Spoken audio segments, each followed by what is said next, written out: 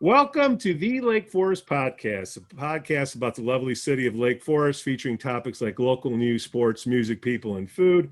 My name is Pete, and I'm joined by my co-host, Skoo Walker, and we all live in Lake Forest. Skoo, we have a sponsor for the show today. It's NeuroNoodle. Get a doodle of your noodle. Now that we're starting to get back into live sports, your kids get a physical, right?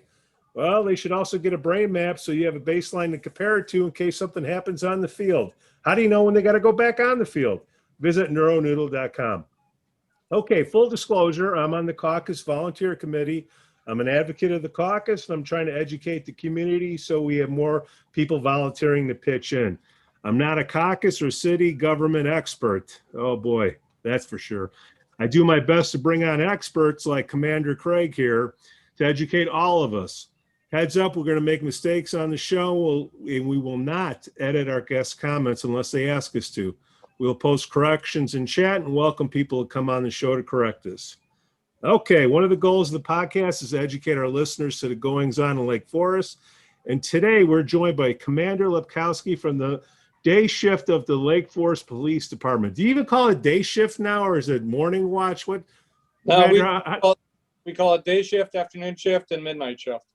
Got it. Okay, got it. Because see, I've never been stopped by you guys, so I don't know. I think I just jinxed myself. Commander Lepkowski, thank you for your service, and thank you for coming on the show. Well, thanks very much for the invitation. Okay, great. Let's get to know a little bit about you before we start poking holes on you. Where are you from? I know you went to Lake Forest College, so are you a local guy? How long you been around here? Actually, I'm not. I was born in the Dominican Republic. I lived in Puerto Rico for 5 years, moved to Kuwait, lived in Kuwait for 6 years, moved to Saudi Arabia, and lived there for about 4 years before I went to boarding school in Massachusetts. Took a year off in high school and college and lived in Spain for a year, and then came to Lake Forest College and worked as security at the college as a student, and then thought law enforcement was a good option and got hired here, and I've been here ever since. That's awesome. How do you know Skoo? Are you guys neighbors or something, or you stopped them a few times? How do you guys know each other, Skoo? We live in the neighborhood, and who doesn't know Skoo in town? Oh, Hopefully good wise, not bad wise. That's right. Okay. Commander, I know you can't show favorites, but besides Dunkin' Donuts, what are your favorite places to go to in the city? Around here, I'm actually a big fan of Authentico. Yeah. I'll go there for some good Mexican food. Do Other Door up in Lake Bluff. My son's girlfriend works at Chipotle. My son works at Chiefs, so gotta go do Chiefs every now and then. You gotta keep Joe on his toes over there. That's right. So I mean, almost any place in town offers a unique experience, and I try to avoid too many of the chains, and I like that we don't have that many in town. Right. Okay, fair enough. Okay, so what's going on out there, Commander? Here's the two big things. I walk my dog. I run into Skoo every now and then, and people know that I'm on the caucus, and they get in my ear about stuff, and I try to represent the people. And we got two pressing issues. One's more of a safety issue. The other one's kind of an annoyance. The first one is these bicyclers that cruise through. I call them the Peloton warriors. They hit that bike path doing 40 miles an hour.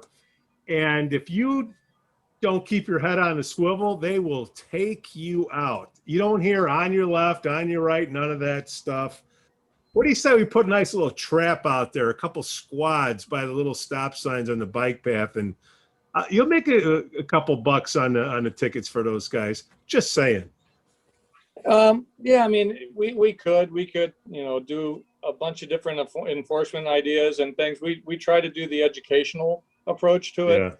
Yeah. We try to get people to share the bike path and share the road.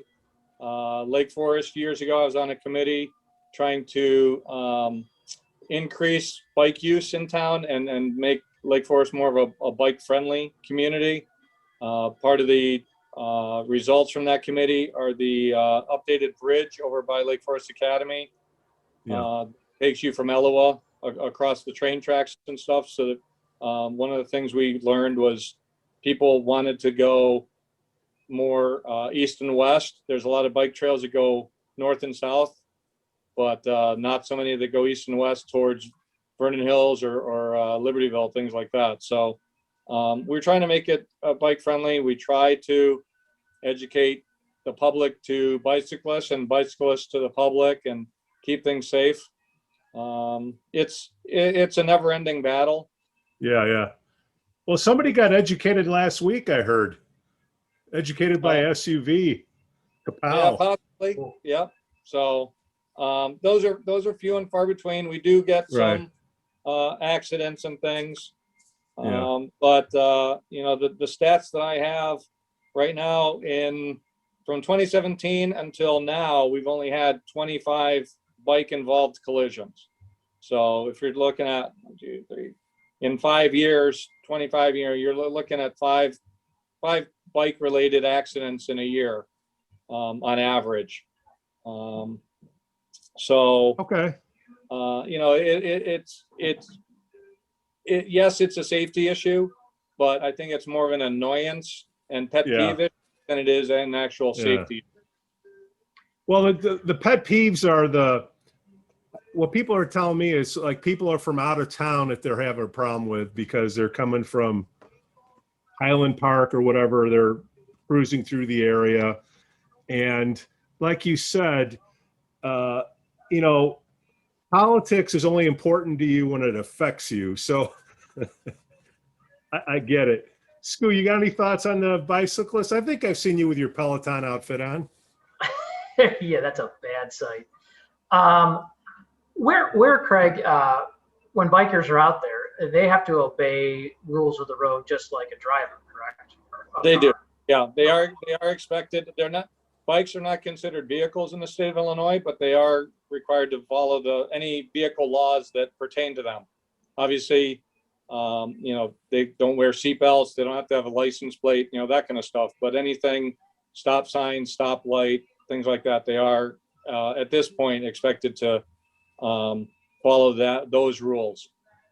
Recently, I'm not sure what year, but they did pass a law that if a bicyclist gets to an intersection and the light doesn't change after a certain period of time, they can go against the red light if they can travel safely, if there are no cars there to trip the light or anything like that. But they are, other than that, they are required to follow the rules of the road.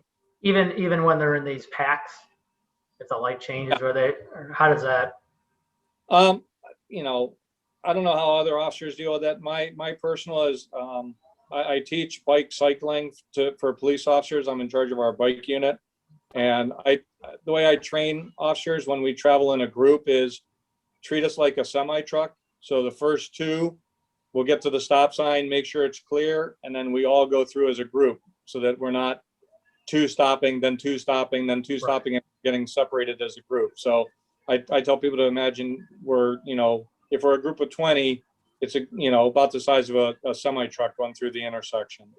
You know, and there are some that bicyclists that say, you know, if they slow down and cruise through or coast through the stop sign, they're safe because they see that there's no traffic depending on the intersection, and you know, it doesn't cause them to come to a complete stop and then take longer getting their speed up going through the intersection and causing more delays at the intersections and things like that. So you know, it's a touchy subject for a lot of people.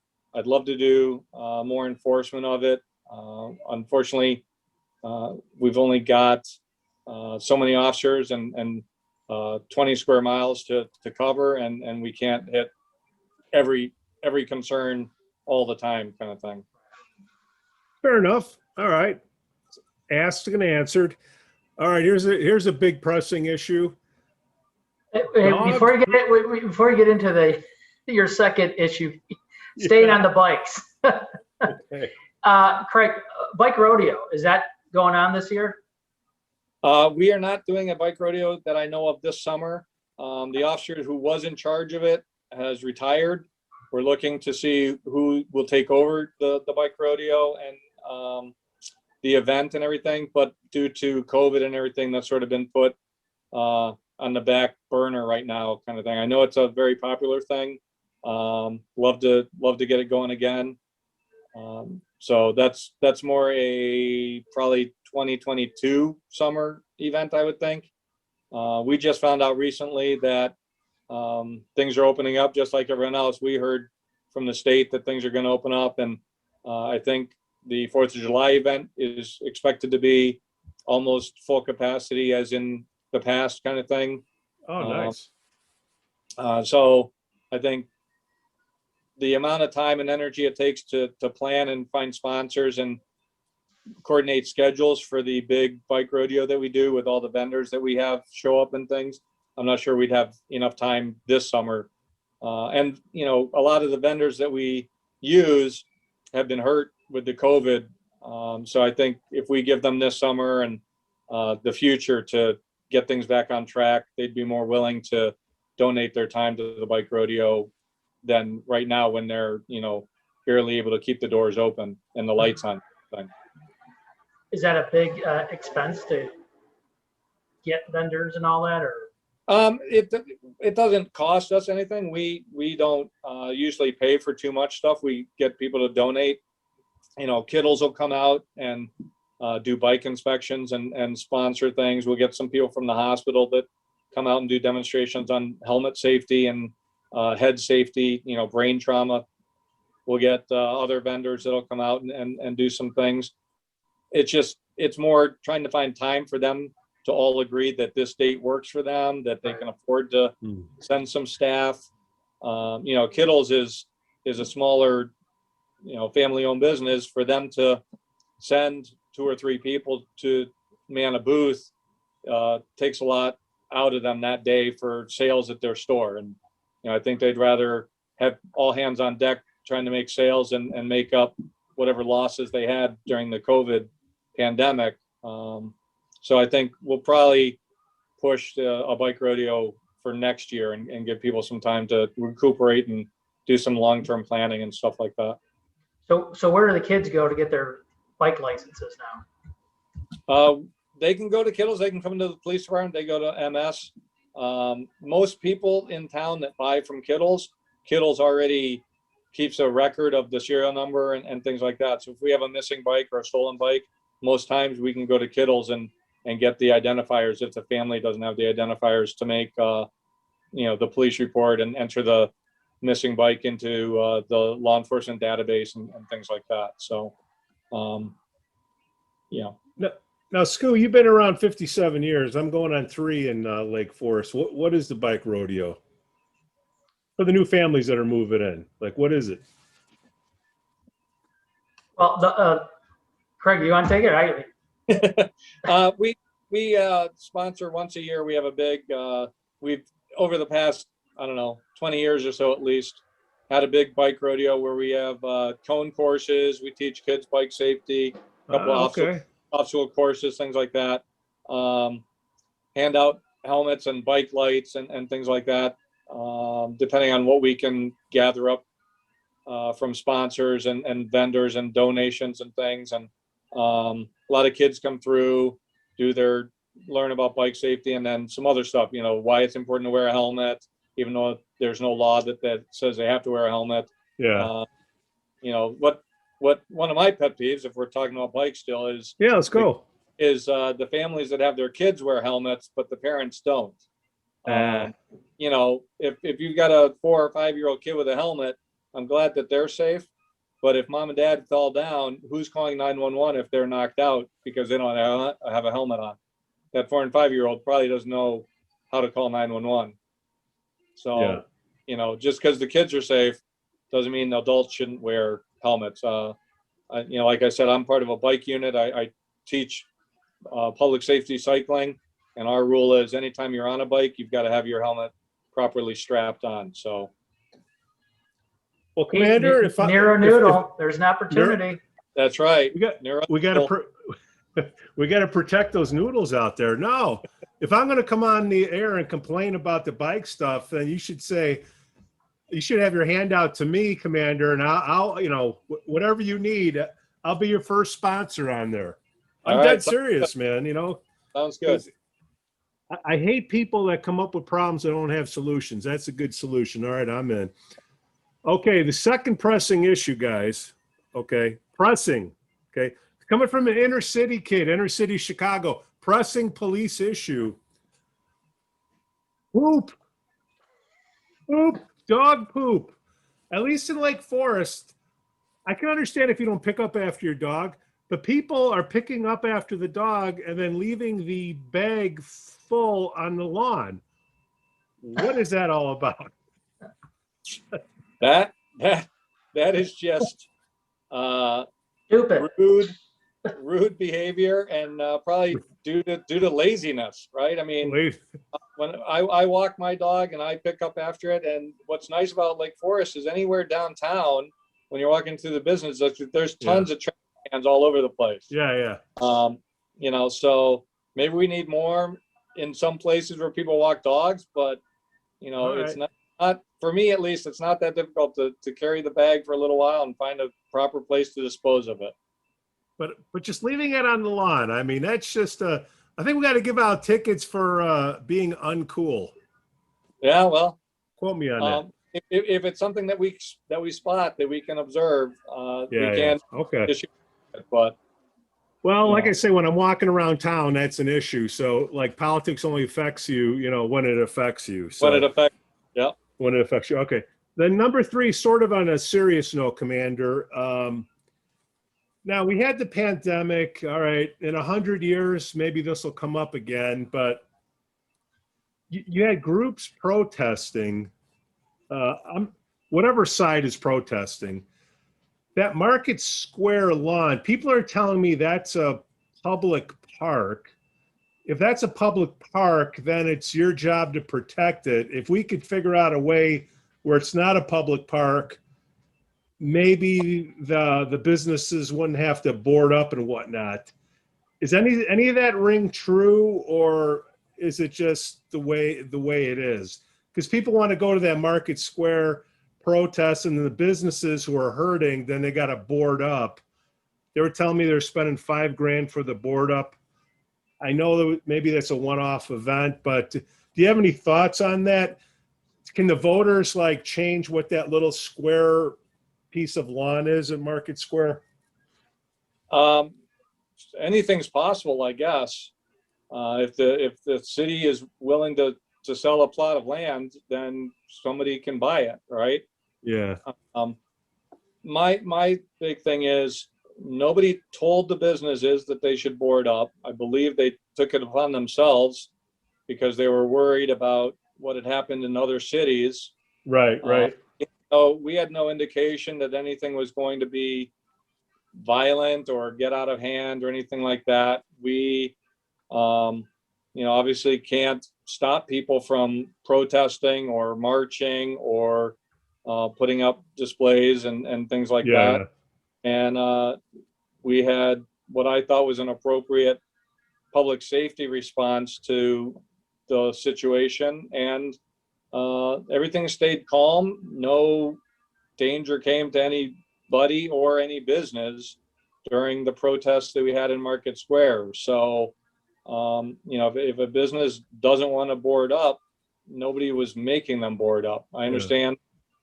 I guess I understand their concern because you never know where things are going to go, and lots of rumors are out there, and lots of stuff gets spread on social media. But right. You know, well, if they're going to protest, I guess the other thing that they're saying, for being a taxpayer is, if you have to put more staff out there, it becomes more of an expensive thing. If the people are going to do a permit, should they have to pay for the extra protection out there? I believe that there is a way to bill people. You'd have to check with our chief on. He knows more about the protest laws and ins and outs kind of stuff. But just getting back to can we make Market Square private. The problem with that is you still have the roadways, you still have the sidewalks, those are public. People, you're just moving the protest from one location to another. Market Square, I thought was not a bad location at all because it kept people out of traffic, and it didn't really interfere with any traffic trying to get through. If you stop them from using the Market Square grassed off area, then they're gonna, Find another spot. Get into the roadway or onto the sidewalk and block pedestrians and just have less room for them to gather and share their thoughts and then, say their piece and move on. So, it's a balancing act for sure, right? You got to balance everybody's rights, their right to speak and everyone else's right to safety and everyone's right to safety and stuff. So, that's what makes this country great. People can do this protesting, and it's our job to defend everyone's right to speak up, but everyone's right to safety as well. Now, Craig, do they need, I've heard different sides of both issues, but when you're protesting or demonstrating, do you need a permit like you do if you're renting out a park? I don't believe you need a permit. I believe that they did reach out a few days before the event, or one time, I think it was one day before the event, just to give us a heads up kind of thing. And obviously we'd like more of a heads up so we can manage scheduling officers and barricades if we need or whatever, so that we can keep things safe for everybody involved. But I believe they were, nice enough to give us a heads up, but I don't believe if you're, walking on public property that you need to give any notification or get a permit. The people, just recently we had some adults gathered in front of the high school. As long as they stayed on the public sidewalk, and didn't block the sidewalk from other pedestrians and things, they're well within their rights to get out there and hold signs and share their opinion. So you can't suggest to them, take it to West Park or South Park if they want to do it. We can certainly suggest that if they come to us and say, hey, we'd like to, protest, and, we can recommend West Park, but they may say, there's not enough traffic in West Park. We want to be seen. We need people to see us and hear our message. Gotcha. Then we can at least work with them and say, okay, how about, within these hours, give us a rough time frame of when you're going to be out there, how many people you're expecting, so we can staff it, maybe get more garbage cans out there for trash and litter, and some water stations if needed, whatever, we'll help them accommodate, help them plan. We plan special events all the time, from Lake Forest Day to century bike rides that come through town. And so we've got the experience where we might have some suggestions for them that might help them have a better event for them, kind of thing. So, man, I'm complaining about trying to balance this podcast. How the heck do you do it, Commander, out there in the streets? We've got years of experience and lots of different types of people at the department. So it's not all just one person. We got 40 sworn officers from the chief down, and we all bring different skills and different talents to the table. So, well, thank you for that. Okay, I've done my beefing. What can we do for you, Commander? You gave us some clues. That's an excellent question. What we'd really like is for people to lock their cars. That's all. Just lock your cars. If you leave them in the driveway overnight, or even in the daytime in front of a store, get in the habit of locking your car. Don't leave property in the cars. Don't leave key fobs in the cars. Don't leave key fobs in unlocked cars. We had a rash over the last few years of people coming up. Just all they do, we can see them on security cameras.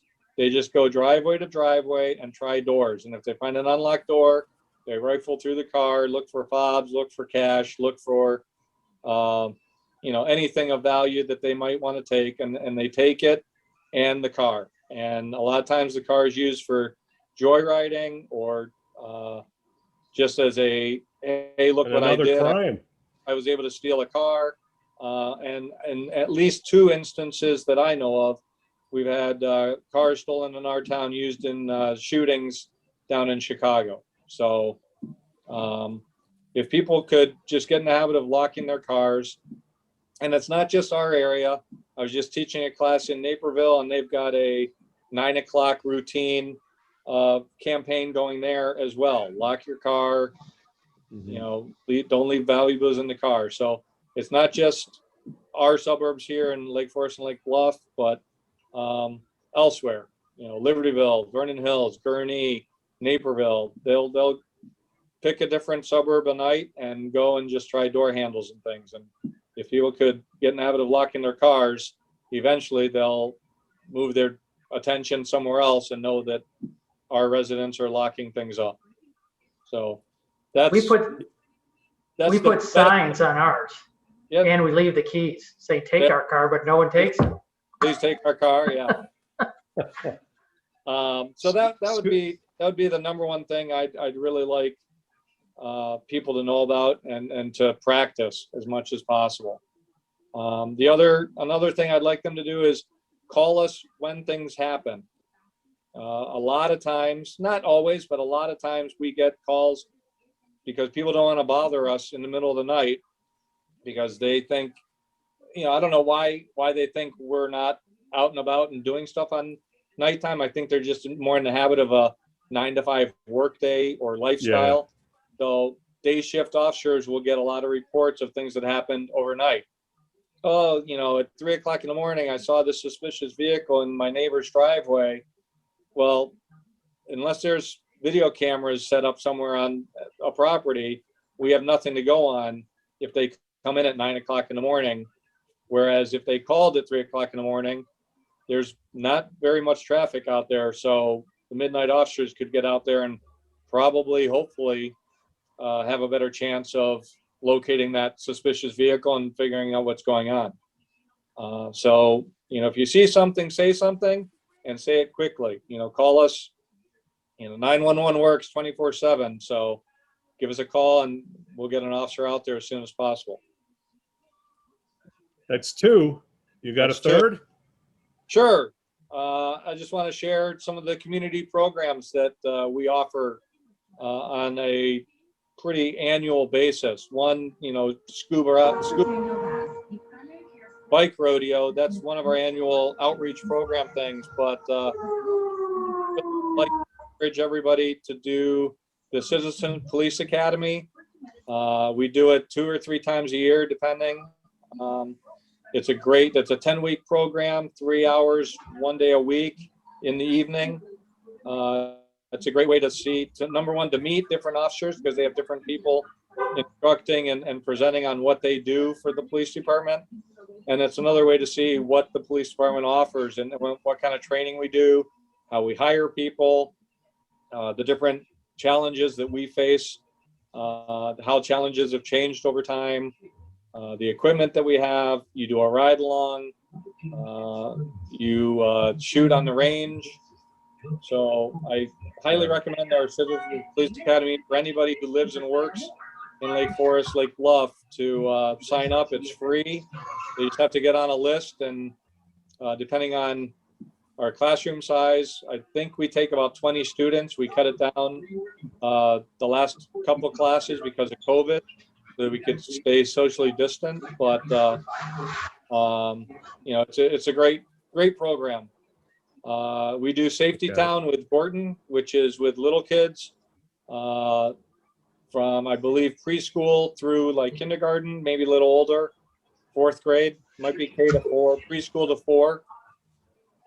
We go and work with Safety Town where they talk about train safety, bike safety, home safety, how to call 911, when to call 911, how to remember your mom and dad's phone number, things like that. And we're very happy to get involved in that as well with the fire department and other organizations that help out with that program. We do leaders talks at the middle school where we talk to middle school students about online safety, texting safety, behavior, appropriate behavior for middle school students. And you know, how to transition to the high school when you're faced with other decisions and other behaviors that you have to, you know, control or manage. We do safety talks at the K-8 schools, whether they're the public schools or the private schools. We get in and do bike safety and train safety and other stranger danger type talks and things like that. We have a juvenile citizen police academy that didn't go on this summer because of COVID and everything, but will probably be kicked up again next year, that we offer to middle school students. We do the Donut Cup and the Donut Bowl. The Donut Cup is floor hockey at the middle school, and then we have pizza and obviously donuts, and do a question and answer session with any of the students that stick around and stay for the pizza and the donuts. And it's basically ask a cop anything type program that we do for CROYA.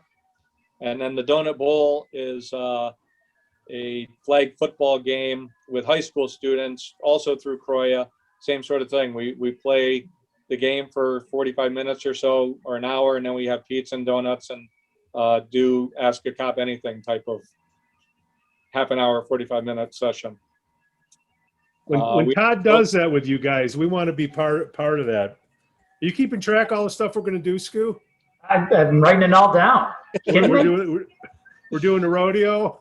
So it's like we're politicians. We're making all these promises. But no, that we've had Todd on, and we would love to be part of CROYA and part of the bowl. It sounds like a lot of fun. The bicycle helmet, we want to be a part of that, and the rodeo.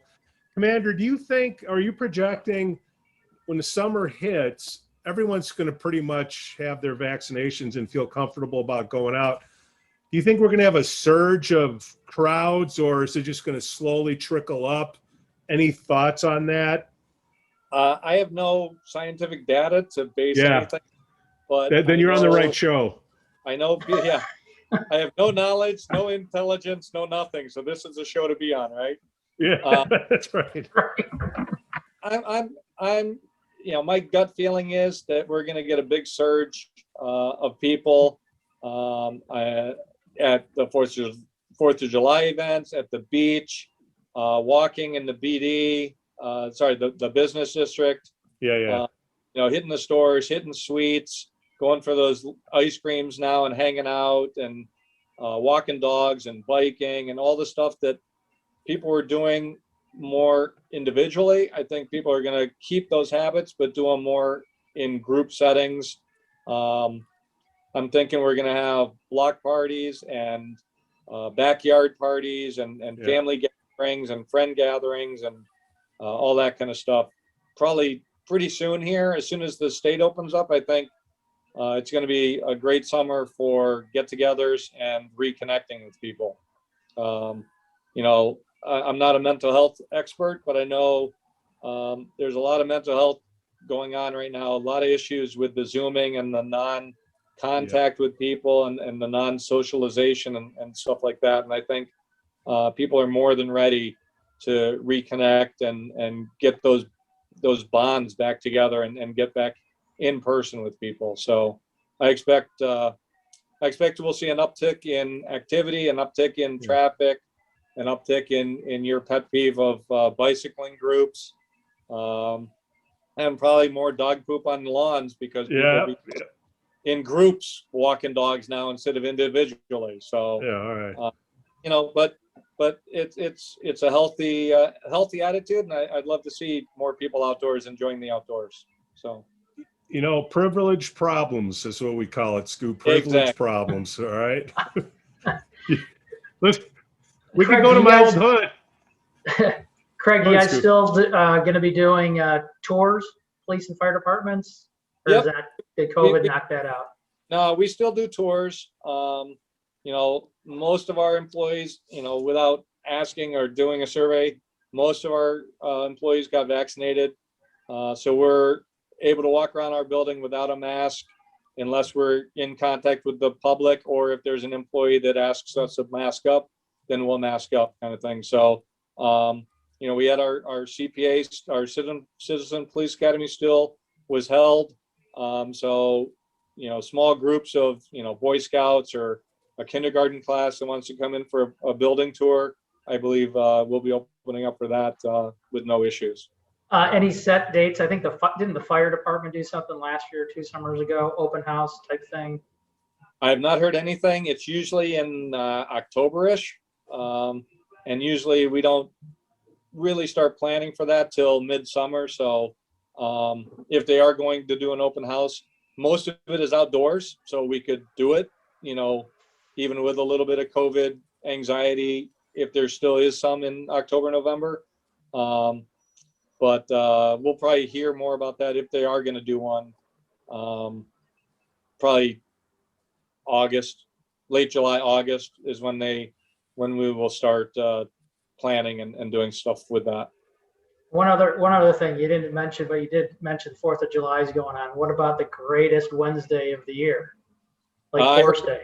I actually heard on Facebook that Lake Forest Day is a go. So I'm not in charge of the police response to that event, but I expect it to be fully staffed and fully attended by everybody on Lake Forest Day. So all the supervisors get assigned different special events for the year for figuring out our manpower and our staffing levels and things like that. So I'm not sure who's in charge of Lake Forest Day. I'm in charge of the 4th of July event. So I'm working on who's going to be stationed where and how many officers we need and all that kind of stuff for that at least.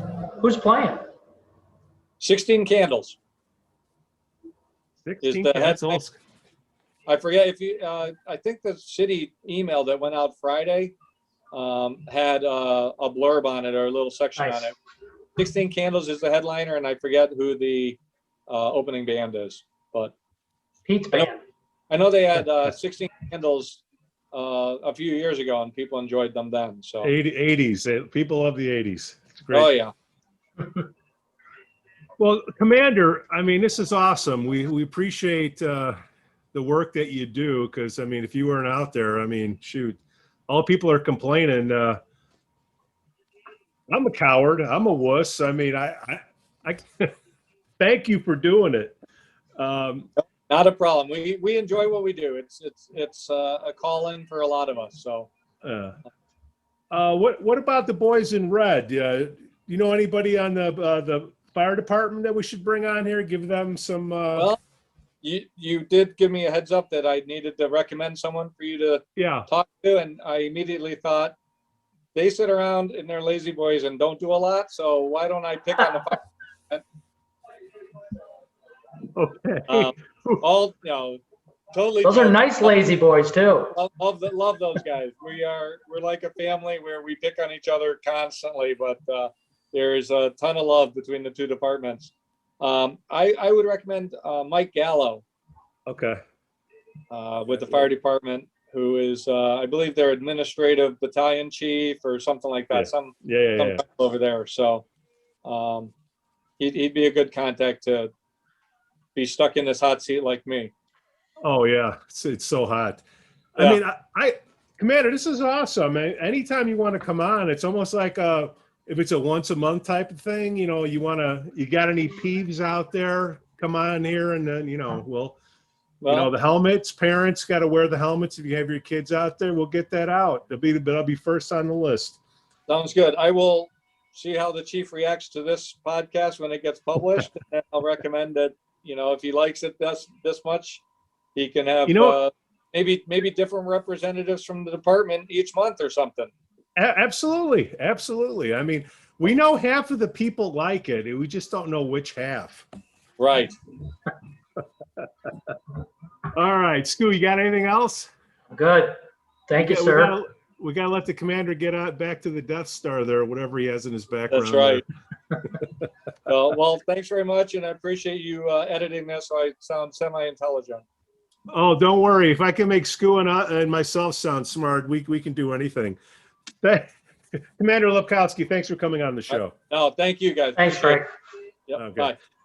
Thanks for listening to the Lake Forest Podcast. Please give us 5 stars on Apple Podcasts and smash that like button on Facebook, Instagram, and follow us on Twitter. Let us know what you'd like to hear about the upcoming shows. Again, I'm Pete and can be reached at pete@lakeforestpodcast.com. The link will be in the podcast notes show below. On behalf of my co-host, Skoo Walker, we thank you for listening. Cue the band.